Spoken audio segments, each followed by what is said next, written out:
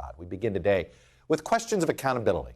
After the January 6th committee's primetime hearing last night, and amid some breaking news this afternoon that a federal jury has convicted Trump ally Steve Bannon on 2 counts of criminal contempt of Congress for refusing to comply with January 6th committee's subpoenas for testimony and documents.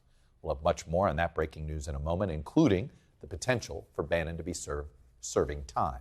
Bannon's conviction comes amid the January 6th committee wrapping up a summer of 8 bombshell hearings with this conclusion and warning from the committee's vice chair, Republican Congresswoman Liz Cheney.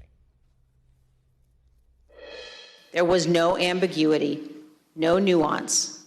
Donald Trump made a purposeful choice to violate his oath of office, and every American must consider this.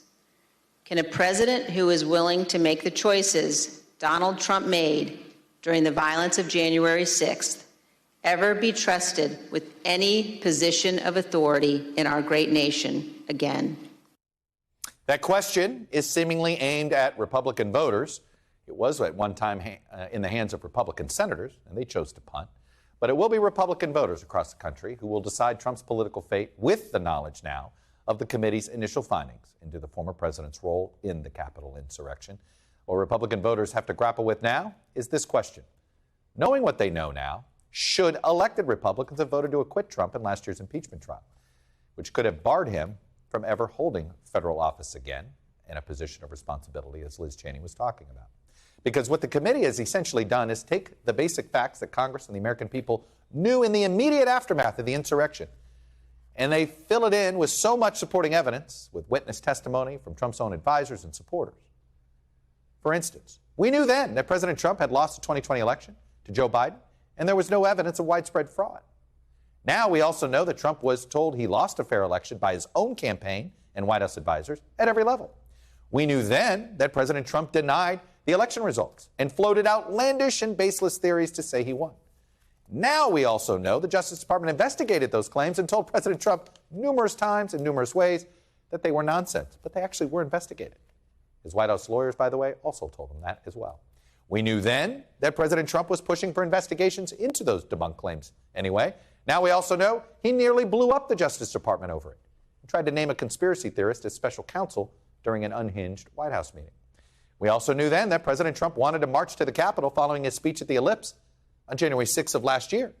Now we also know just how intent he was on trying to lead a crowd he knew was armed to the Capitol, including a heated confrontation with his own Secret Service over it, and apparently plans to have a podium erected somewhere near the Supreme Court for him to speak.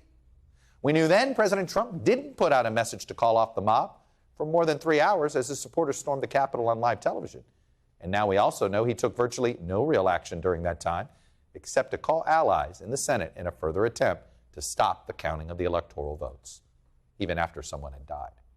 And now we also know from outtakes of the video message Trump taped the day after the riot that he could not bring himself then to say what everyone has known all along. The election was and is over. But this election is now over. Congress has certified the results. I don't want to say the election's over. I just want to say Congress has certified the results without saying the election's over, okay? Folks, the committee has arguably accomplished what it set out to do, lay out the evidence that President Trump violated his oath of office and that the threat facing our democracy didn't go away then, and it's now, and it's not going to go away now. So what do we do now?